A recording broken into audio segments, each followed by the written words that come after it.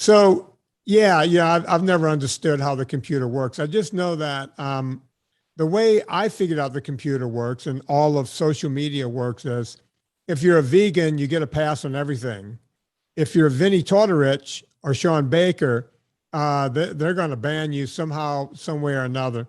Have you seen any of that happening, Shawn, to you?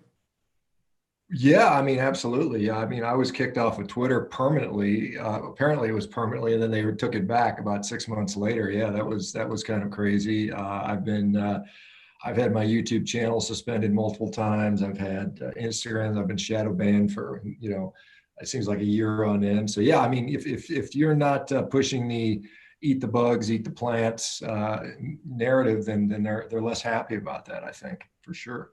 So let's talk about some of that because when I bring this stuff up, I'm sure people go, "Oh, come on, Vinny, sour grapes. You're just not that popular," and that may be the case, but it's when you look at certain metrics, when you have a book that's been bought hundreds of thousands of times.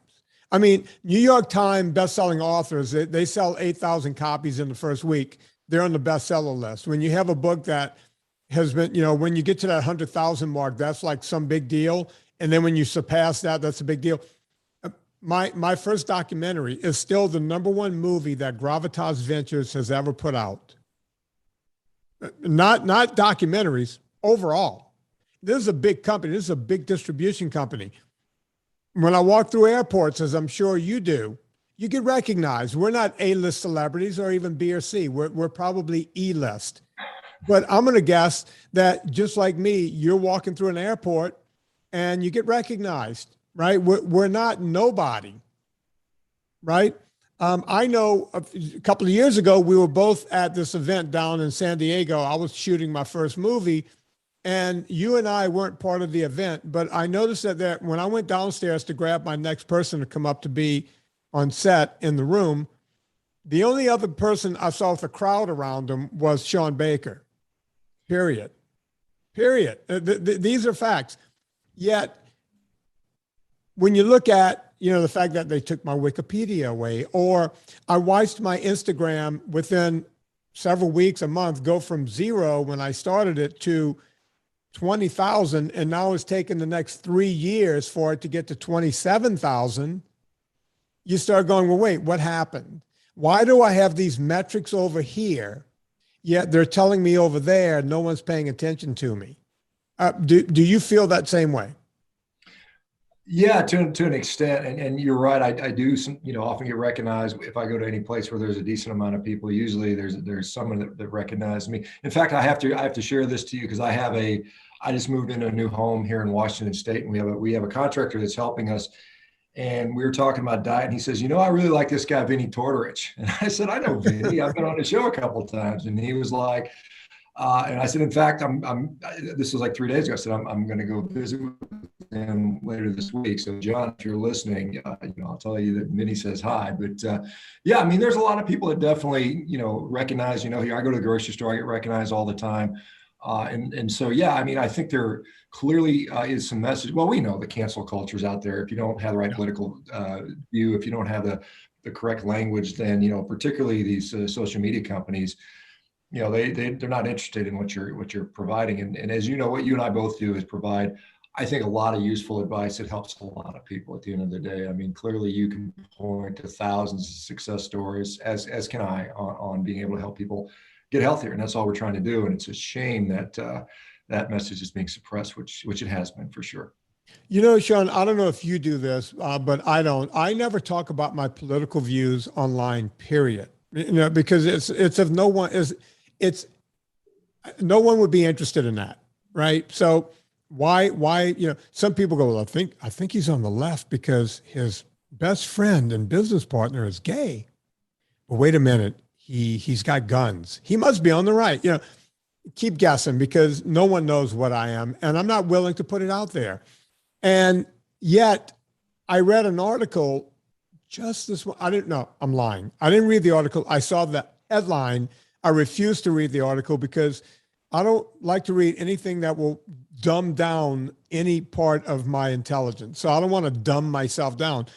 but it was some headline that said that working out at home is analogous to being a Republican.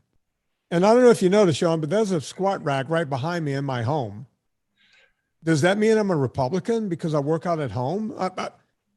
Does any of that make sense? Does that headline make sense to you? In a very sort of tangential way. I mean, I think they're equating masculinity and exercise with toxic masculinity, and that is considered a trait of the right wing, the neo-Nazis, the fascists. Maybe you saw the same article where it said working out is the latest neo-Nazi, harbor or something like that, which is, obviously being fit and being exercise. I've got a squat rack in my garage. I mean, I train every day. I think it's great for us. I think it doesn't matter what your political persuasion is. We would all benefit from being fit and exercising, and to demonize that it's bizarre. I mean, it's just, I guess if the norm is now to be sick, dependent, helpless, and weak, that's considered socially acceptable. I'm going to be a social outcast. I can tell you that for sure. Well, I'm already there. If this is what they're going after now, number one, they've run out of stuff, and number two, you said toxic masculinity. Now, my wife uses the same equipment, and last time I checked, she had no testicles, and I'm pretty sure she has a vagina. Is she becoming masculine because she's using the same equipment? How does that work? Did they cover that? I mean, I need to know what's doing. I'm confused. I'm just confused by everything. Yeah, likewise. I am a little bit confused as well. We were seeing some strange times, with, as far as, whether or not women become masculinized because they exercise. It's interesting. We're just living in interesting times. And like you, I hesitate to talk about politics. And I, like I said, I don't even know what I am. I'm very much independent minded. It depends on the particular topic. And I know that, like I said, I think good health benefits everyone, every political belief. So I think I'll just leave it at that. Yeah.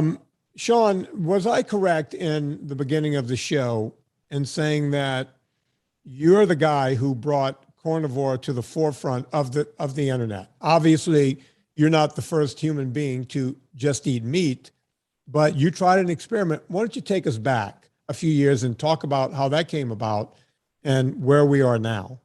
Yeah, I mean, clearly, there are, documented accounts of physicians trying, meat-based diets and all meat-based diets going back even to the 1700s, Scottish surgeons doing that, Dr. Salisbury in the 1800s. So we've got, plenty of preference. I'm not the first guy to come up with this. I basically named it the carnivore diet because prior to that, it was called the zero-carb diet, which was very confusing because people are asking if it's Diet Coke and soybean oil, all those things don't have carbohydrates. So it was kind of confusing. So I thought it made it more simple. So 2016, I'd been on a ketogenic diet, low-carb diet. As you know, I'm a pretty, still a pretty competitive athlete, and I was just kind of looking at things that would give me a competitive edge. And I read about all these people just eating meat, and I thought it was freaking crazy when I first heard about it, like many people still do. But I was intrigued enough to try it for 30 days, and that's what I did. I tried it for 30 days, and gosh, I felt really good. I was like, wow, I feel really good. This is the best I've felt in many, many years. And so I, ended the experiment, went back on my more kind of mixed diet, and I just didn't feel as good. So I said, well, I'm going to go back on this crazy meat thing. And I did it. And you're right. I did it for 6 months, and then I did it for a year. And then it was 2 years and 3 years and 4 years and 5 years. And now I'm, 5.5, almost 6 years into this. And, I eat probably 99% of my diet is coming from, animal-based products. Do I occasionally have a piece of birthday cake once in a while? Yeah. Do I occasionally have a little piece of fruit once in a while? Yeah. It's not a religion for me. It's not a dogmatic thing. I just do what makes me feel the best. And, I truly enjoy eating a steak, and I enjoy eating a steak and eggs for breakfast every day. And that's something that allows me to feel good and perform good. And I would argue I'm, by most objective measures, I would say most people consider me very healthy. There are people that are going to say that it's impossible. You couldn't possibly be healthy eating a whole food every day, right? I mean, this is what we've gotten to. You have to eat you must eat some sort of other stuff to be healthy. And I again, I just say the proof's in the pudding, and the results are what they are. But Yeah, that's been the case. And as you know, there's been now tens of thousands of people have done this either fully or partially or for periods of time. And most of the people are seeing pretty significant improvements in their health. What I've come to discover, I think uniquely, is this sort of really strict elimination diet is very effective for people with autoimmune diseases, with significant gut issues like Crohn's disease and also colitis. We've gotten really good success with that. And then, beyond that, people do it for a period of time. Maybe they lose some weight, maybe they get off their diabetic meds or their blood pressure meds, and then they kind of settle into something that's a little more diverse, I suppose. And they do really well with that. And that's great. I mean, I'm like I said, I'm not here saying you have to do this one particular diet for the rest of your life. I've never maintained that, but I just said this is a good option for people. And I think meat is I think it's a health food. I think it's one of the true superfoods out there if we want to use that term. The more I've done this, the more I've seen, I'm more and more convinced by that. Yeah, I couldn't agree more. It's funny because I do phone calls with people, and sometimes it goes both ways. People will say, I started NSNG. Please don't get upset with me, but I've gone over to Carnivore. I've gone over to Shawn Baker. And I said, you're not going to get you're not going to get me upset. You're winning. Keep winning. I've had people say, well, I did Shawn Baker. I did it for 6 months. I cured myself of everything. It was too strict. I went over to NSNG. So people go back and forth. And as I try, people always say to me, Vinnie, what do you do? And my answer is I'm always in ketosis. And the only reason I'm always in ketosis, I don't have a weight problem. I've never had type 2 diabetes. I've never had an A1C score that's anywhere close to a 5.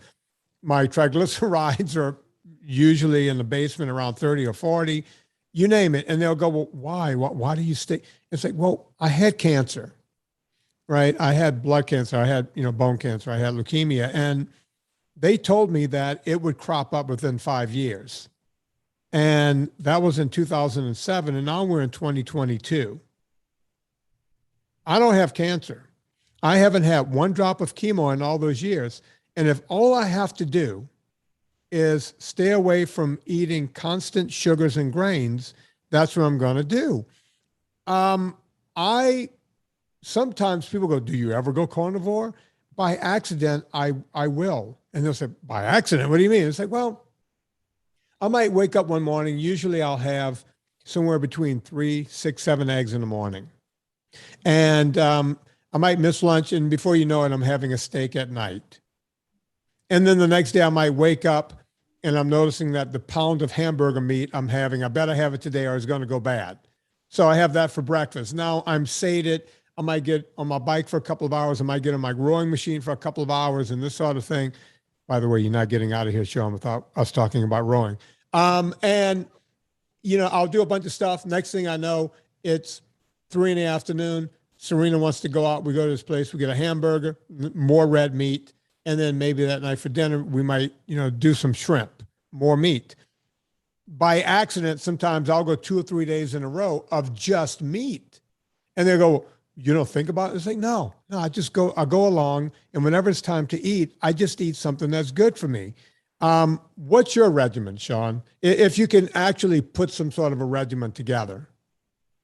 Well, I mean, I can tell you what I do most days. I mean, and again, I don't have like a strict, I must do this every day type of thing. And a lot of it's what am I hungry for? Most of the time I like eating, some kind of red meat. Usually it's a steak, and I usually have steak and eggs for breakfast, and I might have something for like an early dinner, late lunch. And most days that's all I eat. I mean, I'll eat twice a day. It's because I am very satiated. I mean, it's one of those things, and I think this is an important concept is, when we're trying to maintain a nice body weight or lose weight, even satiety has to be a part of that. Otherwise, you're going to be constantly thinking about food and trying to, negotiating with yourself. And so if you're eating these really highly nutritious foods that are both tasty and satiating at the same time, it really works well. I usually eat 2 times a day. Like today, my kids are in town, and so we're going to go out and have dinner tonight. So I've already eaten twice. I'll probably have a third meal. Big deal. I mean, it's like it'll balance out the next day. I probably won't want to eat breakfast because I'm full from the night before, and so it'll just kind of flow from that. I'm a pretty big guy still. I'm 6'5", 240 to 250. I train pretty hard, and so I'm usually eating something 3,500, 4,000 calories a day. That's kind of my daily requirement to keep me where I'm at. So that's, that to me is, maybe a dozen eggs and maybe 3 pounds of meat. That's kind of a diet for me. And, occasionally, like, I'll throw some spices on there sometimes. Like I said, so my family, like, I usually cook dinner for everybody, and every night it's usually me cooking some kind of beast on the grill or something. I cook that up, cut it up. We cut up some cheese, and then we cut up some fruit, and the family eats that. And usually I'm just eating the steak. Sometimes I'll have a piece of cheese, and every once in a while I grab a slice of apple or something like that. That's usually my diet, and pretty routinely, once in a while, like, we'll be out of town and, you can't get quite what you want. You just kind of make do with what you have. But I don't obsess too much about it. Like I said, as long as I eat enough to fuel what I need to do and stay active, I'm in a pretty good place. Shawn, you mentioned being 6'5" and you're 240. Folks, if you've never seen Dr. Baker, don't think, oh, wait, does he have weight to lose? Because you're ripped out. You keep it together. He looks like he can play wide receiver, tight end for any pro team at any point. Think someone which tight end do they all know? The guy, something like that, Rob Gronkowski. Maybe. Yeah, he's got kind of a Gronk body, except Gronk actually has a little gut on him. Dr. Baker doesn't. And so I would say that how old are you, Shawn? You're younger than me. I know that, but not. I'm 55. I turned 55 this year, Vinnie. Yeah, 55, and he's got a better body than Gronkowski. I'm not making this up, folks. And this is all done from meat. And I've heard it thrown around. People have, look, I don't shy away from anything, Shawn. People have said, do you think Shawn Baker is on the juice, the gear, the roids? And I look at him and I go, no. If you're asking me my opinion on whether that guy is on juice, you don't have a juice body. And I think you know what I mean when I say that. Yeah. There's a certain look. You don't have that. I'm just going to throw a name out, you don't look like Michael O'Hearn, right? No, he looks way better than me. Mike's a beast. Yeah. Yeah, he is. I'm just, these guys, the guys that take the Tren and the Clen and all this crap, they have a certain look. The Carnivore, does anyone take the Anabol anymore? I don't even know. But that world, they look different. They don't look like you. So when people go, do you think Dr. Baker is on something? It's like, no, I don't think he's on any gear whatsoever. What say you, Doc? Well, I know the answer to me. I don't take the stuff. I just don't feel like I need it. I was training the other couple of weeks ago, a guy named Stan Efferding, who's this giant bodybuilder. And he openly admits that he's still taking, different steroids. And we had that conversation. I said, Stan, I just don't feel like I need it. I'm plenty strong. I'm stronger than most guys my age. I don't feel like I need it. I've never felt like that way. I've been just very fortunate. I've trained, I've been training now consistently since I was 13 years old. So 42 years of continuous, consistent effort in the gym. I eat what I think is a very high protein, very nutritious diet. I'm very, I take good care of myself. And I think that's very perfectly achievable. If you put in the work and time. Now, obviously the height and all that stuff is all genetic, and there's some genetic component to this, but I train hard and I eat well, and I don't, and like I said, I don't have any desire to do any of that stuff. Maybe when I'm 75 or 80, maybe, but at this point I can't foresee doing that stuff. People, my buddy, Don Coddington always goes, man, when you're 75, because we were talking about Frank Zane. And he goes, man, Frank Zane, he doesn't look like he's ever worked out. And he was one of our favorite bodybuilders growing up. And he goes, when you're Frank's age, would you take it? And it's like, no, if I've made it that long, I'm not going to, I'm just going to take it to the grave that I'm never going to take anything. And, just like you, I was just talking about it yesterday, but sounds better if I say today. I was talking to someone. It's like, I walked into a gym where I was somewhere between 8 and 9 years old. And this guy, Joe Bonadonna, I talk about it in my book, and he had me doing body weight exercising. But I was in that gym every day, all day. I wouldn't leave his garage, and I was into it and never really walked out.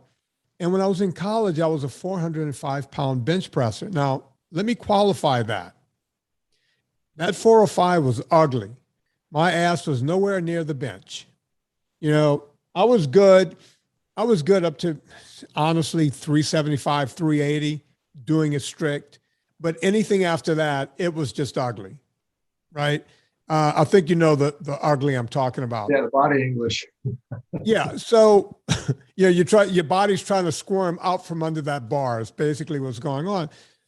I've had the 50 some odd inch chest and the big arms and the whole thing and all that crap. I have no desire to ever go back there. I was able to do it natty, and I was happy about that. Um, I was more proud of my deadlifting and my squatting back then. I was way into it. And it would have felt cheating had I ever done, I would have felt like I was cheating myself, no one else, because there's no competition. You're in college, right? I wasn't joining any weightlifting competition. I didn't have this but why would I do this now to try to get back there? My joints wouldn't support it anyway. I'm a frail old man. What say you?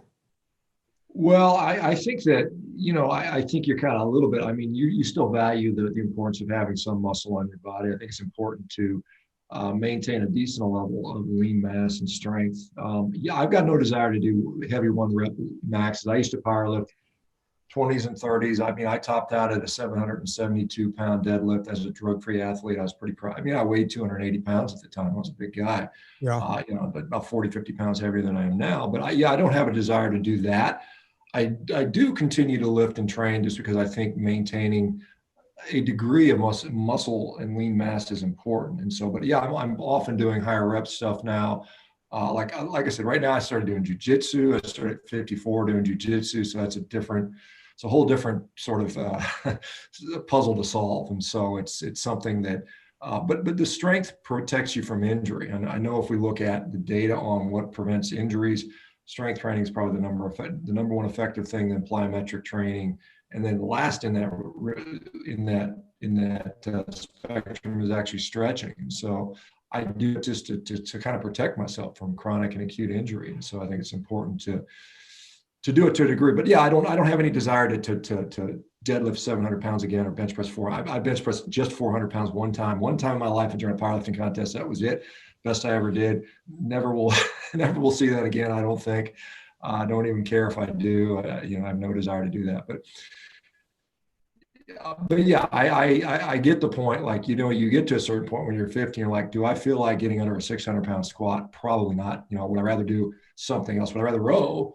Yeah, I'd rather do that. I'd rather do stuff that's going to provide more enjoyment to my time, I suppose. And I know you're out there on the road cycling, and I don't know how much you're doing that stuff still. I got a question for you. I mean, where do you live these days? I'd heard you move back to Louisiana, but I thought it was Virginia, but I may be mistaken. Yeah, I'm in Central Virginia, and I got the hell out of California. Shortly, you were at my house, what, in 2017, maybe? Something like that. Yeah, it was quite a few years ago. Yeah. Yeah, and 2017, maybe. We got here like two and a half years ago. And then we were living in a house that we bought while my stepdaughter was in college, while we looked for our permanent home, because we bought that house as an investment property. And now we were kind of crunched in there.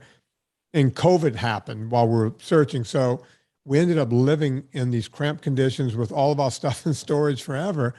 And during that time, I went out and bought a rowing machine during the pandemic because all the gyms around here just closed. And the rowing machine is something I would always get on for. I'd go to the gym. I would never do the fast, hard rowing. I would get on for somewhere from 20 minutes, sometimes as much as 45 minutes, but it was 20, 30 minutes, and that was it. I was on, I was off, and I would move on with my workout. But during the pandemic, I got myself a Concept 2. And I'm going to be honest with you. It's like, well, I'm watching Shawn yank that Concept 2 around his gym. Let's just get one of those because I needed to do something besides. I had a barbell.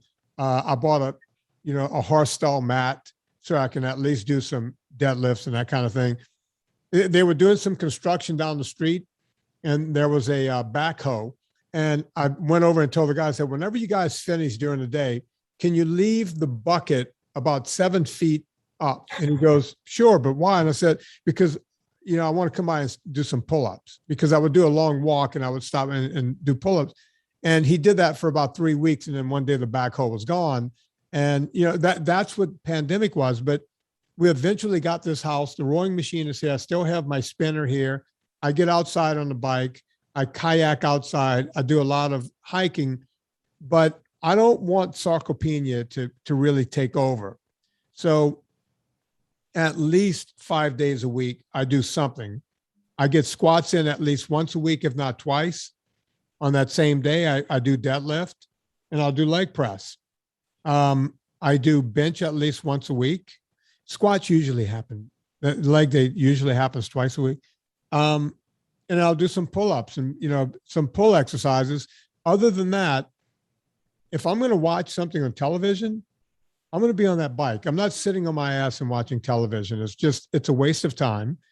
Sometimes I'm on a bike for 2 hours. Sometimes I'm on a rowing machine for 2 hours. And that's just what I do. I'll tell you this. I never really do the short stuff on the rowing machine, but I was driving back from Richmond about a month ago, and they had just done whatever the rowing competition was. And I looked at my age group, and you only had to get under 8 minutes for 2,000 meters in order to be in the top 10. I've never done a 2,000 meter row. It's like I never even do the setting where you count down. I've never done it. So I did a little 10-minute warm up in zone 2, rested for a minute. I set it and I did it, and I clocked it right at 750. Now, I did it all wrong. I did the old, fly and die, as they call it. I went as hard as I could. By the time I got to the second minute, Shawn, I was at minute number 2. I was wiped out. I spent the next 2 or 3 minutes catching my breath at a pace I could keep. I never really caught my breath, but in the last 2 minutes, I started ramping up. And that last 500, I did it. And I finished in under 8 minutes. I finished like 7th or 8th in my age group. And I looked around and went, I wonder if I should do more of that, because that's the gold standard. Now, I know that you do more of the 500s, right? Like the really hard stuff.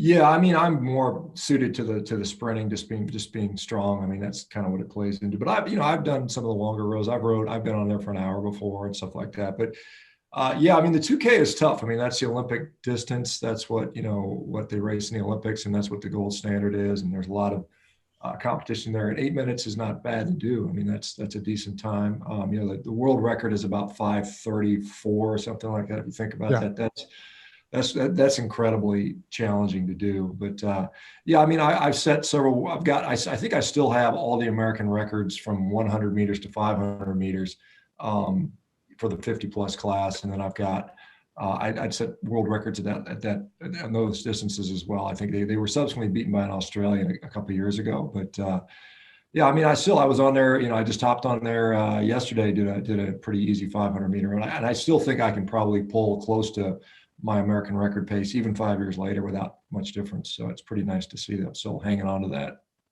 Shawn, you guys, when you're pulling that, you got to actually put weights on the front of the machine, right? Because you're yanking that thing pretty hard. Yeah, I mean, for the shorter distances of sprints, I mean, sometimes the strokes per minute goes up to like 50 to 60 strokes per minute. So you're just flying up and down, and the machine will be jumping around. And so, it's a lot of times people will hold it down with a couple 50-pound plates on both, or 45-pound plates on the back and front to prevent it from moving around. But sure, yeah, absolutely. And what is your record, your American record for the 500? It's 1 minute and 14.6 seconds is whatever. Yeah. And folks, if you're wondering why I'm never going to go for that record, number one, Shawn has the body type for that. Number one, he's 6'5", so he's got a lot. Every time he pulls that rope, it's a lot longer. Number two, he's doing 50 RPMs, which is crazy talk. And on top of that, he's got legs that just don't quit. I mean, this guy, you just heard him, he was doing over 700-pound deadlifts. And this is like a repeated deadlift when you think about it, is what you guys are doing there. So yeah, if anyone's expecting me to ever do a 500, I don't know if I could do it in under 2 minutes. You could you could get under 2 minutes, but it's progressively uncomfortable. It's something, one of those things where a lot of people, they want to go and throw up after they do it. Yeah. When you do all out, particularly, even the 2Ks, 2K, 1K, 500 meter, those are gut checks. It's kind of like in running, the middle distances, the 400 meter, 800 meter are notoriously some of the most brutal events in track. And it's just, it's just the people that are masochists end up doing those distances. Well, yeah, because you're in oxygen debt for a long period versus the 100 where you're in oxygen debt. The whole thing ends in 9 seconds and you're only in oxygen debt for about 3 or 4 seconds of that. When you think about it, these guys are in oxygen debt for a long ass time. So I couldn't imagine, a minute 13, a minute. Oh my God. That's crazy. It seems like a minute isn't very long, but when you're going at that pace, holding that for that long it's really challenging. It's a lot of mental, just like anything, it's as much mental as it is physical. And it's very easy to convince yourself to slow down or quit. And not doing that takes a lot of just, I remember I couldn't sleep the night before I knew I had a big 500-meter row because I was just it's kind of intimidating because what kind of, there is particularly if you've done it a lot, you're going to go to a place where it's extremely painful, and you've got to be able to push yourself into the pain, which is, it's sometimes challenging to do. Yeah. Folks, we're going to take a quick break here and talk about Villa Cappelli olive oil. I'm sure that's something that that carnivore over there, Dr. Baker, would use. You use olive oil, right, Shawn? I mean, you're not crazy about that kind of stuff, or would you? Well, like I said, I sometimes will put it on like things like chicken. If I'll sous vide it, I'll throw some olive oil on there occasionally. I tend to use animal fats more often than not, but I think if you're going to use a plant-based oil, olive oil is probably one of the better ones. I don't know how well it stands up to high heat cooking, but I know for like garnishes and stuff like that, it's not a bad way to go compared to it's funny you should bring that up because there was this thing, the smoke point on olive oil, it's pretty damn high. Anna Vocino cooks with this stuff all the time. We cook with it here. We never burn it. We never scorch it. It's not tallow, but olive oil is the not oil. Well, it's a fruit oil that you want to have. There's only one other. You can have avocado, but good luck getting any avocado or olive oil in this country that's actually 100% pure. They will mix it with seed oils and call it 100% pure olive oil. Our government allows that, but I won't. That's why I use Villa Cappelli olive oil. They're the longest running sponsor of this show. As you notice, I don't do many sponsors anymore. I'd rather just have Villa Cappelli on. It's just easier that way, folks. So when you call me up and we do the consults and we go, oh, Vinnie, we know you're into Villa Cappelli, but what else? It's like, why is there, these people ship it right to your front door and it's cheaper than all the other high-end stuff that may or may not have seed oils in it. Stop messing around. Go get, you see, I yell during my ad, Shawn. I get enough of it.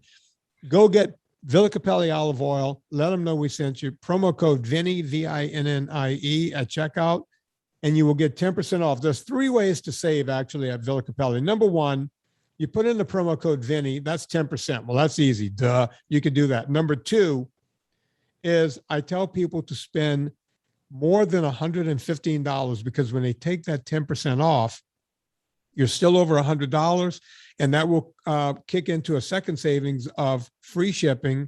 And as always, I tell people to get the 3-liter 10 because when you buy more volume, what? Oh, yeah, that's right. It's cheaper. So go do that. Villa Cappelli olive oil, promo code Vinnie.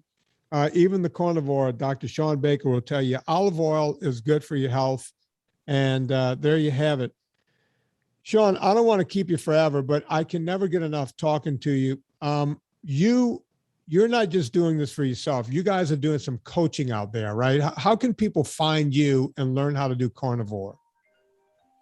Yeah, Vinny, we've got a whole company now called Revero, Revero, and we basically have basically support people in carnivore diets or meat-based diets. Not always strictly carnivore, but we are actually growing the company, hiring physicians. We've got coaches. We've gotten a lot of support for basically reversing diseases. I mean, we take care of people with Crohn's disease and also colitis and psoriasis and rheumatoid arthritis and MS and arthritis and obesity and diabetes and hypertension. All these types of things we've had really good success with, and so we are our mission is to get people off medications and, basically reverse or cure the disease if possible. And I know that's kind of anathema to what modern medicine has become, where it's just treat the symptoms, take the pill. And our main focus is not that. It's to get people off disease, get people better. And we're having great success with that. And food is a huge part of that. It's not just food, but and the thing that's an important thing is I can tell you what you probably need to eat. That's a good thing. But the hard thing is to get you to stick to it, to have you sustain it. And that requires support, coaching, someone, lighting a fire in your ass, someone in there that can keep you accountable. And that's what we provide, all that stuff. And I think that's one of the reasons why we're seeing so much success is just not only doing the right things, but sustaining it. And I think that's an important part. But yeah, Rivero is where we are. I'm there every single day, 7 days a week, with a meeting with the folks, trying to encourage them, educate them, inspire them, sharing and learning from them. And it's been a really, really fun thing to do. Shawn, you brought up something very interesting that I'm dealing with all the time, and I'm interested in knowing how you deal with it. Whenever, I get people doing NSNG, low carb, that kind of thing, they'll do it for whatever period, a year, 2 years, and they'll lose a lot of weight. They'll go off of blood pressure medication, and their diabetes, type 2 diabetes will go away. Their fatty liver disease will go down. They're feeling better. And then I'll get the phone call. It's like, man, I was doing great. I was on it for 2 years. I was on it for 6 months. I was on it for a year and a half, whatever they may say. And then they'll say, but then I stopped.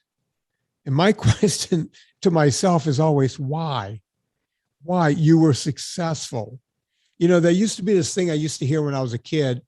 It's a term that I've never understood, and I still don't understand it today. They'll say, yeah, he could have been so much better, but he was afraid of success. I've never understood that phrase. Someone being afraid of success. What happens to people? Because you're even more restrictive than I am, because you're saying, hey, eat this one thing and we can make you better. Do you find that you have people that are getting better, getting rid of their disease, going off of medication, and then all of a sudden they go, no, I'm done with this? What happens to people? What do you guys see over at Rivero? Well, I mean, yeah, certainly that happens, and life happens. I mean, we live in a very, unfortunately, a society or culture where we celebrate, well, we normalize disease and sickness. I mean, it's normal to have a big belly and to be in pain all the time, or be depressed as a 40-year-old, 50-year-old, whatever. And so people are sort of, that sort of environment, that culture is what we're surrounded with. And of course, all the junk food, that's not going away. We're not, because you and I eat clean, healthy diets is not going to make the junk food disappear from the grocery store shelves. We're going to be there all the time. The company's constantly making money. They're constantly putting the product out there. They're constantly promoting it and marketing it. And so, people will use any excuse. Well, I went through a divorce, or I lost my job, or my kid got arrested, or so, whatever. The excuses are basically infinite. And basically, I think if you can teach them, if you get them to understand what actually works for them, at least they have a path back. And like, all I got to do is go back to no sugar, no grain. All I got to do back to carnivore, and I know I can solve this problem. So at least you've given them that tool. And I think one of the things we're learning is, there are certain, like with our community, and we're further refining it, we see who is likely to drop off, who's likely to need someone to reach out to them and provide more support. And so that's one of the things we try to do, is prophylactically say, this guy looks like he's teetering. Why don't we go and throw him a lifeline and, get him an extra coaching session, get him in there, get him into a meeting, start talking to him, have them sort of get a little extra support. And does that always work? No, but at least it cuts down on that, that sort of attrition rate or recidivism that sometimes occur, because regression to the mean is huge. I mean, all these dietary interventions, you always see people, they do well for a while, maybe it's 3 months, maybe 6 months, maybe it's a year, and then they go back. And so the long-term success, and we just like you with cancer, I mean, You've now made it 15 years cancer-free. That's not the norm. And the reason you did that is because you care about yourself, and you have enough sort of, I guess, motivation to do that. And I think some people, you're right. I mean, some people aren't comfortable. They're so used to being ill, depressed, overweight, that's who they are. And when they don't know how to deal with not being that, sometimes it's tough for them. So I don't think it's an easy issue. I think it's a lot of support though. And I think that's something, and you know, building you know, a fortress around you of positive influences. You know, people often mention, you know, you're the sum of the 5 closest people around you. And so sometimes it takes putting those things in place while you're getting healthy, building these healthy buffers around you. So if you're in this toxic environment with toxic people around you, you have to sort of cut the cord and make new, you know, new relationships, I think. You couldn't be more correct. You know, the last time I had sugars and grains was, of course, during Christmas time. I was in England at Serena's family this time around, and Kristen had all these, you know, we're there for 2 weeks, almost 3 weeks. And there's only so long you can go with all the pies and cakes and all this stuff around. And then one night, you know, I decided to try something, you know, and boy, it's delicious and it feels good and the whole thing. And then the next day, there's something else, right? I'm making it till 4 or 5 in the afternoon and they're having tea, as the British do, and there's more crumpets and you try something else. So by that second night, now I'm jonesing for it. It's like, what else is in that kitchen? What else can I go grab? Right. And that's when I cut it off. I woke up that third morning and I went, okay, let's remember what we're doing here. When I was on chemo, they had this thing around my waist. It was like a fanny pack and it had the chemo in it. And I had a PICC line in my arm. And once a minute, I would hear, and that was just, you know, the medicine shooting into my arm. And that went on 24/7. I'll never forget that sound because that sound was making me sicker as I go. Cancer doesn't make you sick. Chemo does. I was getting sicker and weaker. And all I could think was, here's the guy that never took a steroid, never smoked pot, never did anything in his life. And now they're pumping chemicals right into my vein. They're pumping it right into my chest. And all I have to do is think about that. And I can cut it right there. I can go, okay, I had a crumpet. I had a this, I had, you know, that dessert. Yes, I'm good. I'm right back on. And when you do that, you know, when you have that kind of motivation, see, I'm not better than the next guy. I just remember what I hate. And when you have that motivation, man, you could just go right back to it. You know, you could just jump right back in and you're good to go again. And you're not so far gone to where now you're living on a sugar high, right? It was only something here, something there. But on that third day, I woke up and went, fuck it. This is it. This is it. And that's the way I do it. Last thing, and I'm putting you on the spot here. Did you get a chance to see my new movie yet, Beyond Impossible? I did. I liked it, Vinnie, and congratulations for doing that. I really, truly enjoyed it. And I think, as you know, I've been critical of these processed, I call it human pet food. I mean, this garbage is trying to feed us.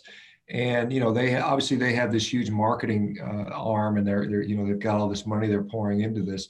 And it's really just, I mean, anybody with even a smidge, you know, a tiny amount of common sense can see that this is just processed garbage. But I think you did a really nice job in outlaying that and talking about some of the interests that are there. Who's interested in you eating this stuff? And I think that's a real thing that we need to be aware of. And I think, you know, honestly, I think we're in a good spot right now because I think we're at an all-time high where people are, you know, concerned with the powers that be and who's giving us information and are we getting information that's not in our best interest and who actually is paying for that information. So, yeah, I really enjoyed it. I've seen your first movie, the documentary. Yeah, I saw this one. I didn't see the second one. I guess you had a sequel to Fat the documentary. I haven't seen that one yet, but I've seen the last. I did.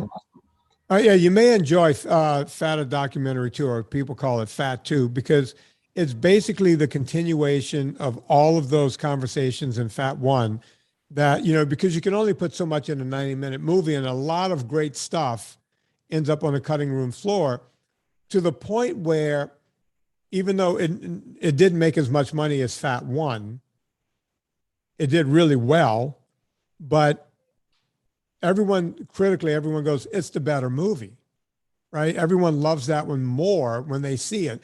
I still get emails every day. I see stuff. Oh my God, I finally saw Fat 2. It's better than the original. Yeah, because there's, there's Gary Taub's long form. There's Nina Teichel's long form. There's Dr. Ian Felt long form. All of these people just kind of airing it out where we couldn't do that in the first movie. So folks, if you want to see what happened after something hit the cutting room floor, it's there. And critically, it's probably a better movie than the first one. And the first one is, as I was saying, bragging about earlier, one of the top movies, not one of the top movie that Gravitas Ventures has ever put out. So no small shakes, but yeah, I'm glad you like that movie. I had people like you in mind when I did it, because when you think about it, they're saying that cows are killing the planet. It's like, that's a crazy thought. And when you just look into it, you don't have to go very deep. You can see where, number one, fake food is not better for human beings. For anyone's, not even, you mentioned pet food. I wouldn't give that shit to my pet. I wouldn't give that to, Bonzo is never eating that. Bottom line, right? But you're right. It's worse than anything we would feed an animal, and we're telling people it's healthy.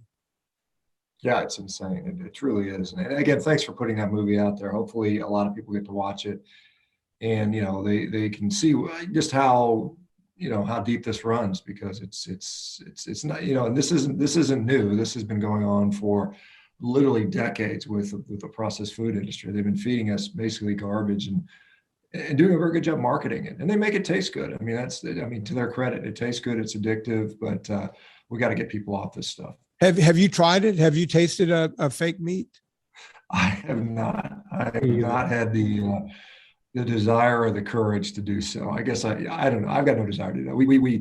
We threw some in the trash as kind of a prank, because we just thought it was nasty. But no, I have not. Have you? No, and again, no desire. It's like, why? I just read the ingredients and went, why would I do that to myself?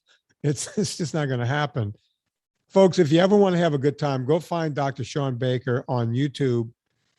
He eats steak, and he has a split screen where he's just looking at crazy vegan videos while he's eating steak. And whenever I'm a little down and depressed, that's exactly where I go to get a lift me up. Shawn cracks me up. I love this guy. Go check out Rivero if you want to learn more about carnivore diets. That's where you'll learn about it. For me, all the stuff, before you go to Amazon, go to VinnieTartaries.com, click through the banner. That's how I get away with just doing one ad during this show, is because you guys dutifully go to VinnieTartaries.com before you go to Amazon. And that's how we pay the bills around here. We also have the superfan page at VinnieTartaries.com, so you can check that out. So on behalf of Dr. Shawn Baker, my name is Vinnie Tartarich. Put life into living and do it with enthusiasm.